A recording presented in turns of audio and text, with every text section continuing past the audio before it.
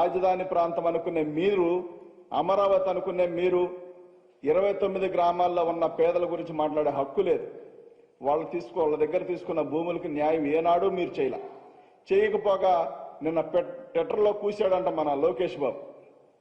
ట్విట్టర్లో కాకుండా బహిరంగంగా చర్చకు వచ్చే దమ్ముంటే లోకేష్ బాబు రావచ్చు, నేను సిద్ధంగా ఉన్నా. అమరావతి రాజధాని ప్రాంతంలో ఏం జరిగిందో, పేదవాడికి ఎంత మేలు చేశాడో లోకేష్ తేల్చుకుందాం. ఒకసారి లోకేష్ వస్తే తేలుద్దాం.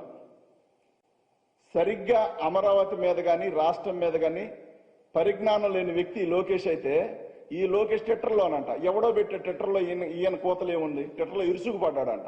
ఆయన ఇరుసుగు పడితే మనకేంటి, బోర్లగా పడితే మనకు వచ్చిన దండగేముంది. అది అమరావతి, అది అమరావతి కాదు. మీరు పెట్టుకోవాల్సింది ఏంటంటే అలా కేపురమనో అలా చంద్రపురమనో పెట్టుకుంటే దరిద్రం వదిలిపోయేది. మీరు చేసింది అదే. ఇది అమరావతి ఆంధ్ర రాష్ట్రాన్ని అందరిదని చెప్తా ఉన్న మోసపూరితమైన మాటలు ప్రజలు నమ్ముతా ఉన్నారు అనుకున్నారు.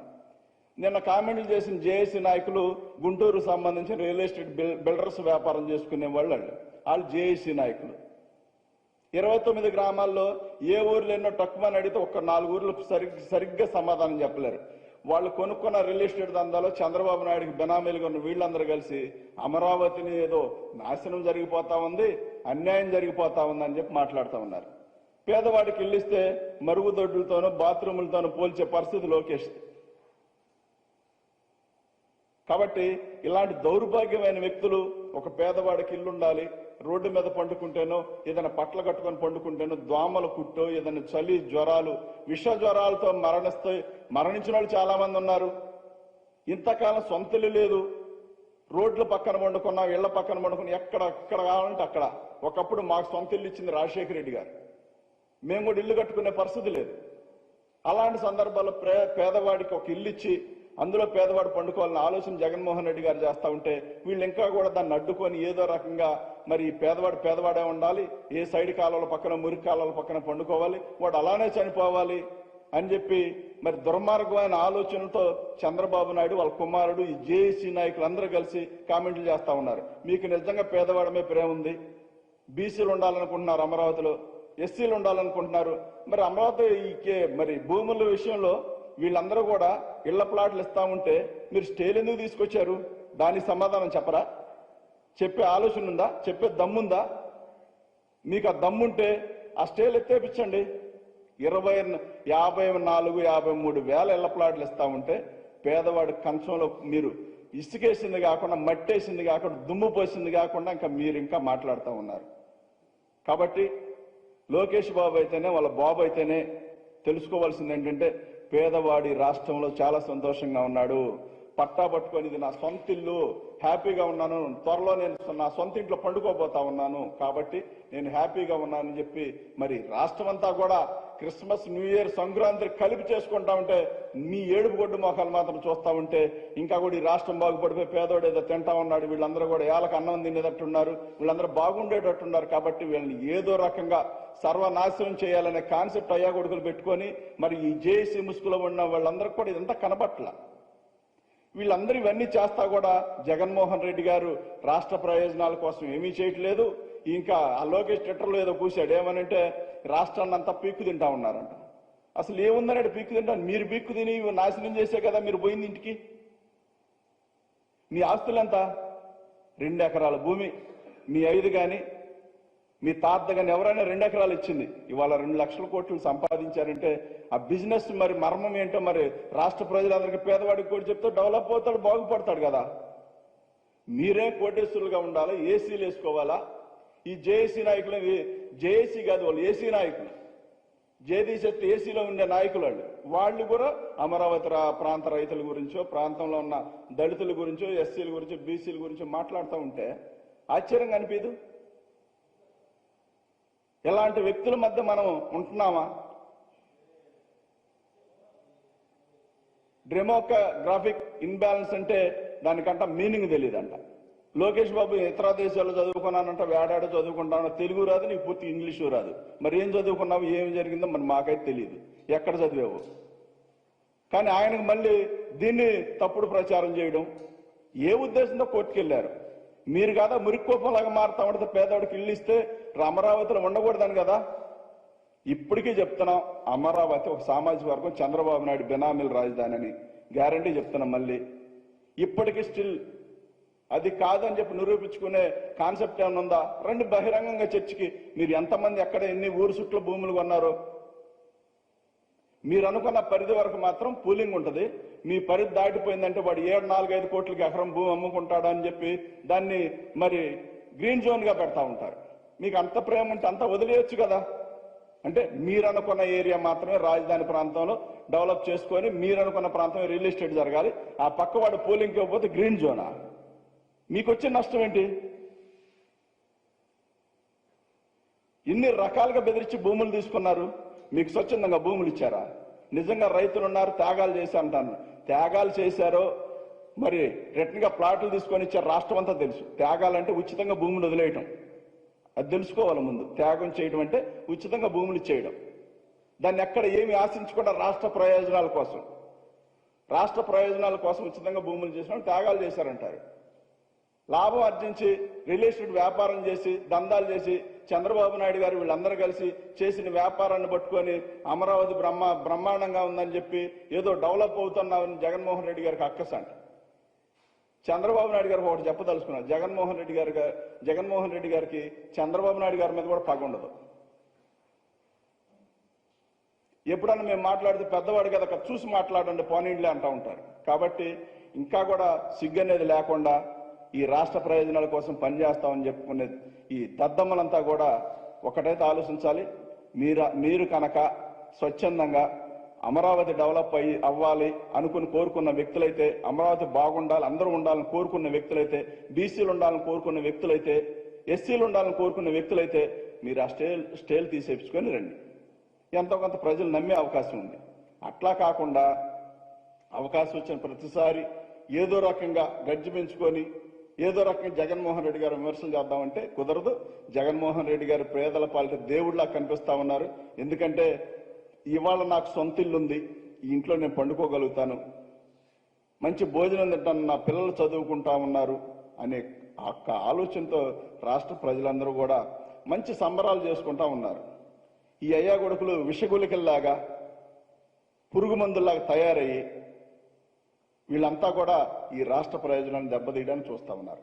కాబట్టి దయచేసి చంద్రబాబు నాయుడు గారు, ఈ జేఏసీ నాయకులు కానీ మేము పేదవాళ్ళం, మాకు ఇల్లు ఇస్తా ఉన్నారు జగన్మోహన్ రెడ్డి గారు, దయచేసి అక్కసు తీసేసి మీ అక్కసు కూడా కక్కకుండా మా పైన ఆ రాజధాని ప్రాంతాల్లో కూడా ఇళ్ల ప్లాట్లు ఇచ్చే విధంగా, అదే విధంగా రాష్ట్ర ప్రయోజనాలకి జగన్మోహన్ రెడ్డి గారు కష్టపడతా ఉన్నారు. మీరు సపోర్ట్ చేయకపోయినా పర్లేదు, కానీ జనాల మీద మాత్రం మీరు విమర్శలు చేసి, జగన్మోహన్ రెడ్డి గారి మీద విమర్శలు చేసి రాష్ట్ర ప్రయోజనాలు దెబ్బతినిపోతాయని చెప్పి తప్పుడు ప్రచారం చేయొద్దు. మీరు అలా చేశారు కాబట్టి 5 ఏళ్లకి వెనక నెట్టారు తండ్రి కొడుకులను కలిసి. మంగళగిరిలో కూడా ఓడిచ్చారు. కాబట్టి మీకు ఇంకా కూడా బుద్ధి రాకుండా ఏదో రకంగా అయిపోయి ముసలితనం వచ్చినా కానీ మీరు మారే బుద్ధి ఎక్కడ కనిపించట్లేదు. కాబట్టి భగవంతుడు మరి మీకు ఎప్పుడు ఎన్నిసార్లు చెప్పినా ఆ బుద్ధి అనేది ప్రసాదించలా. ఒకవేళ ఆ భగవంతుడు బుద్ధి ప్రసాదించినా మరి మీకు ఆ మైండ్ సెట్ ఏర్పడలేదేమని చెప్పి అనిపిస్తా ఉంది. యనమల రామకృష్ణులు కానీ ఇంకోహళ్ళు కానీ దయచేసి అయ్యా మీరందరూ మీరనుకున్న అమరావతిని మళ్ళీ చెప్తున్నా, అలా చంద్రపురమనో అలా కేపురమనో పెట్టుకోండి. అలా అమరావతి రియల్ ఎస్టేట్ చంద్రబాబు నాయుడు గారిని పెట్టుకోండి, మాకు వచ్చిన ఇబ్బంది లేదు. ఖచ్చితంగా మళ్ళీ చెప్తున్నాం, అమరావతి అనేది మీరు డెవలప్ చేయాలనుకున్నది మీకోసం తప్ప రాష్ట్ర ప్రయోజనాల కోసం, రాష్ట్రం కోసం కాదు. మళ్ళీ చెప్తున్నాం. కాబట్టి మీరందరూ కూడా బుద్ధిహీనమైన ఆలోచనలు మానేసి రాష్ట్ర ప్రజలకి త్వరలో ఇళ్లు కట్టబోతా ఉన్నాం. ఇళ్లు కట్టిండి తర్వాత చంద్రబాబు నాయుడు గారు ఎక్కడ ఉంటారు తెలుసా? ఇప్పటికే హైదరాబాద్.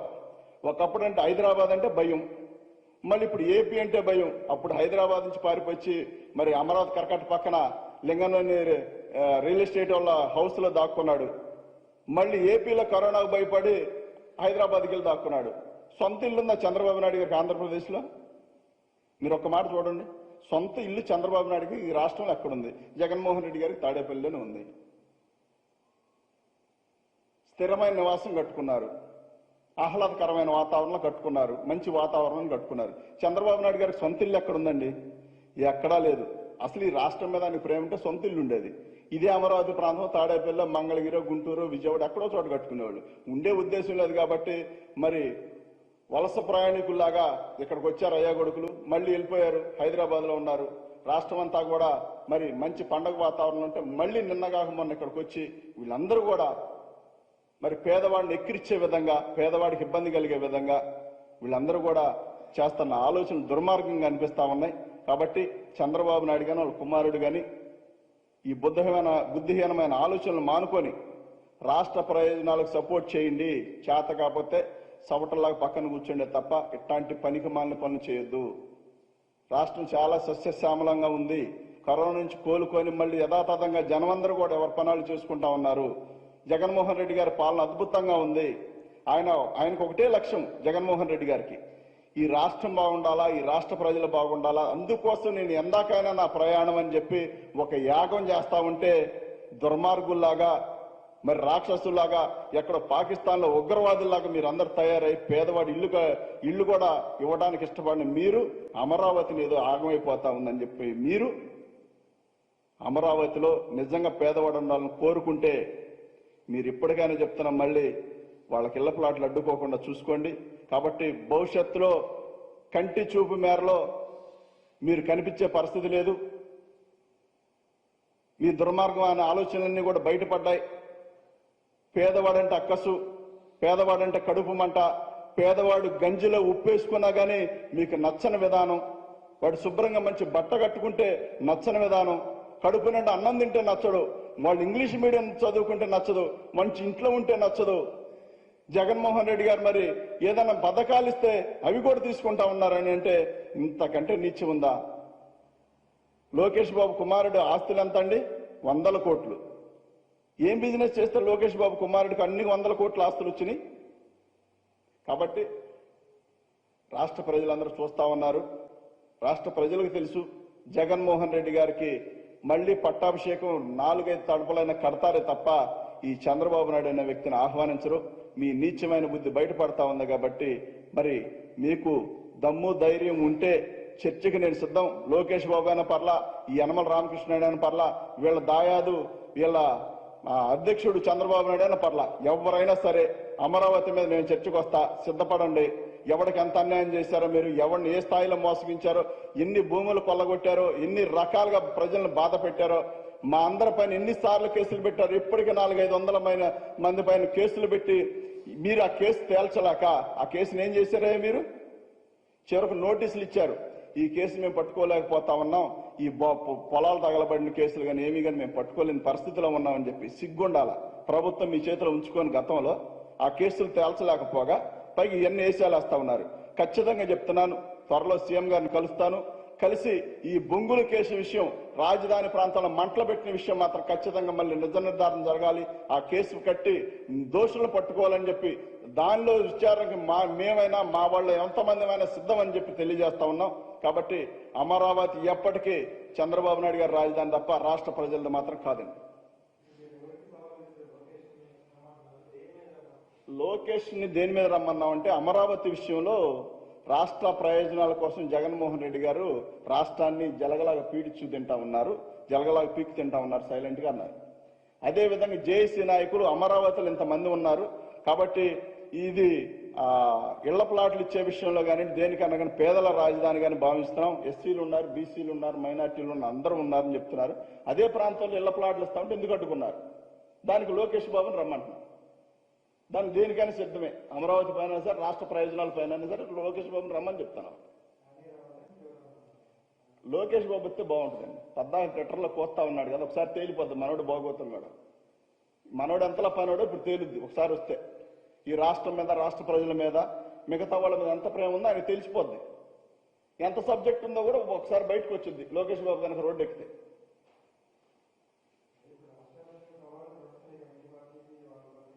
అదే చెప్తున్నాండి, లోకేష్ని రమ్మని చెప్తున్నాం. రాష్ట్ర ప్రయోజనాల విషయంలో కానివ్వండి, అమరావతి రాజధాని ప్రాంతం విషయంలో కూడా లోకేష్ బాబుని రమ్మని చెప్తా ఉన్నాం. అపర మేధావి ట్విట్టర్లో కూశాడు కదా, ఒకసారి రమ్మనంటే తేలిపోద్ది.